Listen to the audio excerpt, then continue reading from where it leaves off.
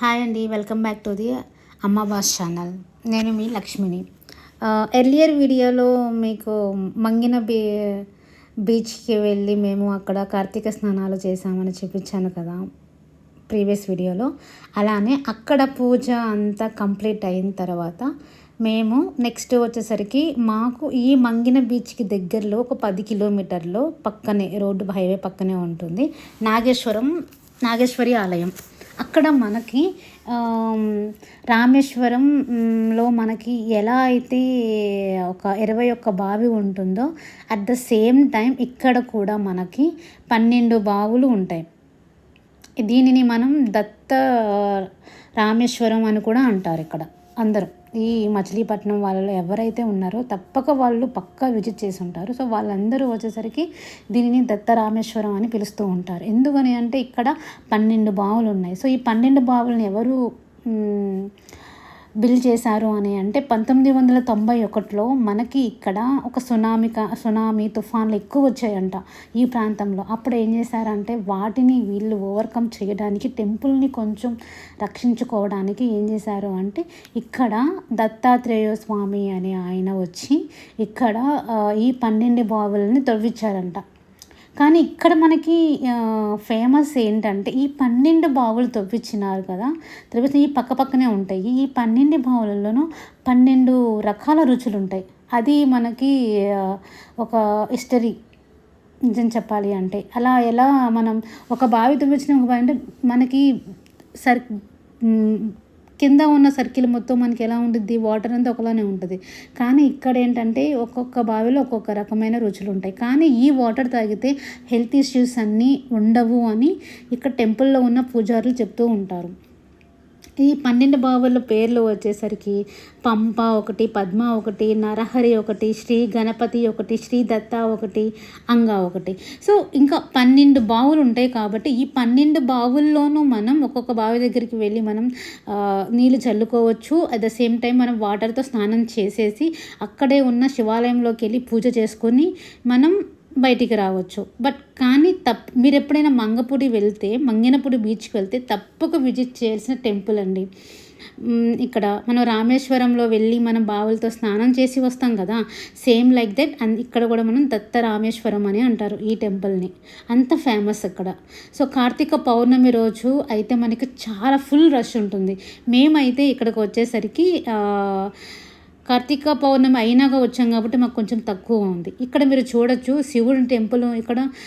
ఇక్కడ శివుడు టెంపుల్ ఉంటుంది. శివుడిది మనం విగ్రహం చూడొచ్చు. At the same time Hanuman temple కూడా ఉంటుంది ఇక్కడ లోపలే. హనుమాన్ పెద్ద టెంపుల్ ప్లస్ శివుడి temple. At the same time అక్కడ మనకి చుట్టుపక్కల అందరి మహర్షులు, ఎవరెవరు మహర్షులు, అగస్త్య మహాముని ప్లస్ వ్యాస మహర్షి,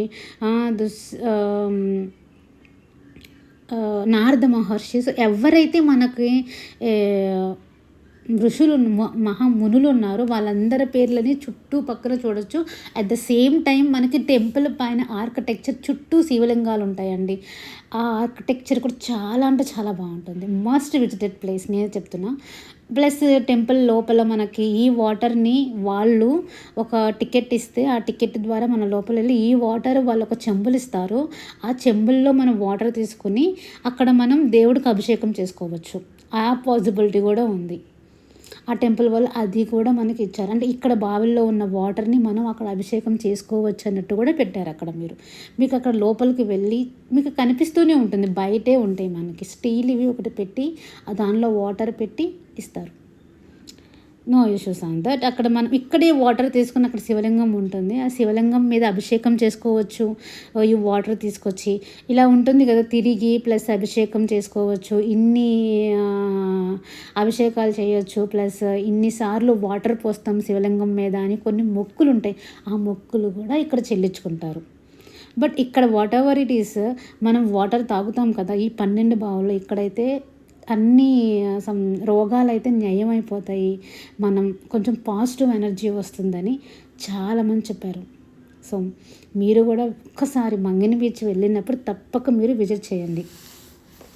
కానీ ఏదైనా టెంపుల్లో మనకి చెరువు కానీ కొలను కానీ ఒకటే ఉంటుంది.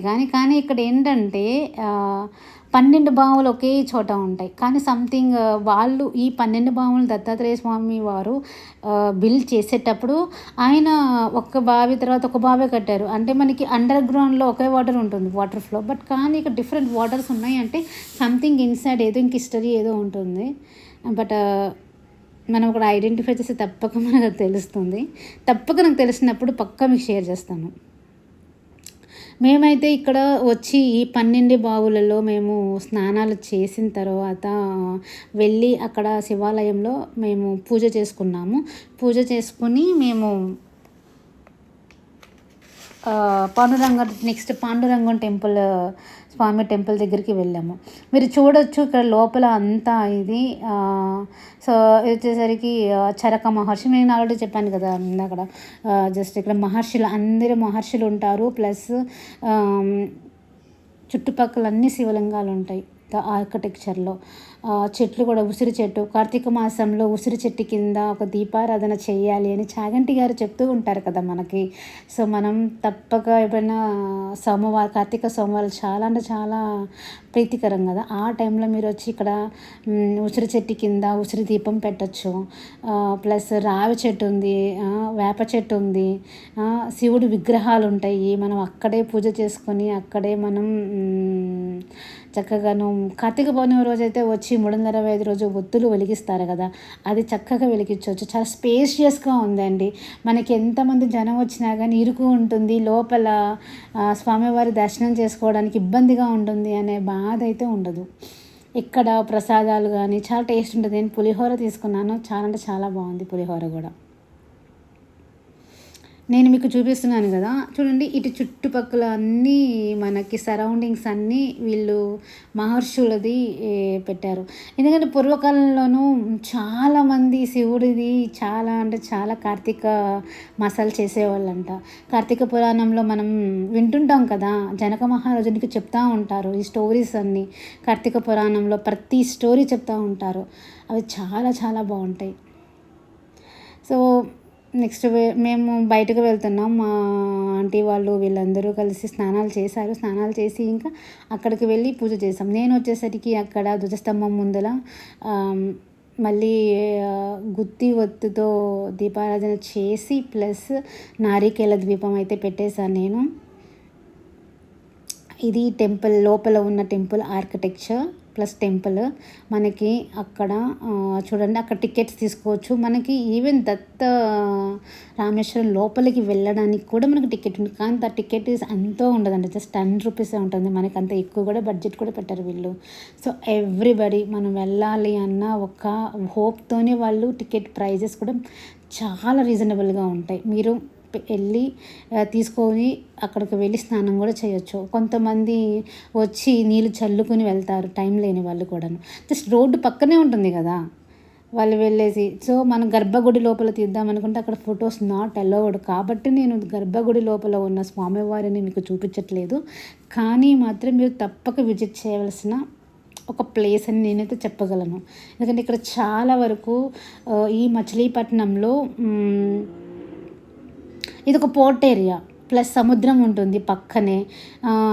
10 కిలోమీటర్స్ కాబట్టి ఏదైనా సునామీ రాని ప్లస్ తుఫాన్ రాని అలలు గుడి దాకా వచ్చేస్తాయండి. అంటే మీరు నమ్ముతారా? సో పక్కా నమ్మాలి, ఎందుకంటే గుడి దాకా వచ్చేస్తాయి. ఆ ఒక సైక్లోన్స్ నుంచి వీళ్ళు రక్షించుకోవడానికి ఇక్కడ వీళ్ళు ఈ టెంపుల్ని ప్లస్ ఆ టెంపుల్ని కాపాడుకోవడానికి బావుల్ని ఇలా వీళ్ళు ప్రిపేర్ చేశారు, బిల్డ్ చేశారు. లోపల స్వామివారు, పార్వతీమాత, ధ్వజస్తంభం, ఉసిరి చెట్టు. సో నాకు టెంపుల్ చాలా బాగా నచ్చింది. లోపల కృష్ణుల వారు ఉంటారు, రాధాకృష్ణులది ఒక స్టాచ్యూ ఉంటుంది. మనం కూర్చోవచ్చు. టెంపుల్ అయిపోయిన తర్వాత కొంచెం కూర్చుంటాం కదా మనం. ప్లస్ దత్తాత్రేయ స్వామివారిది కూడా ఉంటుంది.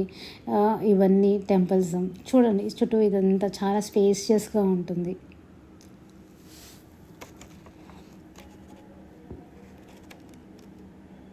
ఇక్కడ ప్లస్ మనం స్నానం చేస్తే ఏంటంటే ప్లస్ మచిలీపట్నం అనేసరికి మనకి ఏంటో మచిలీపట్నము బందర్ అంటారు కొంతమంది. సో మచిలీపట్నాన్ని ఇదివరకు ముసిలిపట్నం అనేవాళ్ళండి. Machilipatnam in the sense like మనకి హిందీలో మచిలీ అంటే ఏంటి, చేప కదా. సో ఎక్కువగా ఇక్కడ సముద్రం ఉంటుంది కాబట్టి సముద్రం వల్ల దీనిని పట్నం అంటేనేమో నగరం, మచిలీపట్నం అంటే నగరం కింద వస్తుంది కదా, చేపల నగరం. అసలు చేపలు ఎక్కువ ఉంటాయి కాబట్టి ఇక్కడ అలా పేరు వచ్చింది మచిలీపట్నం కింద.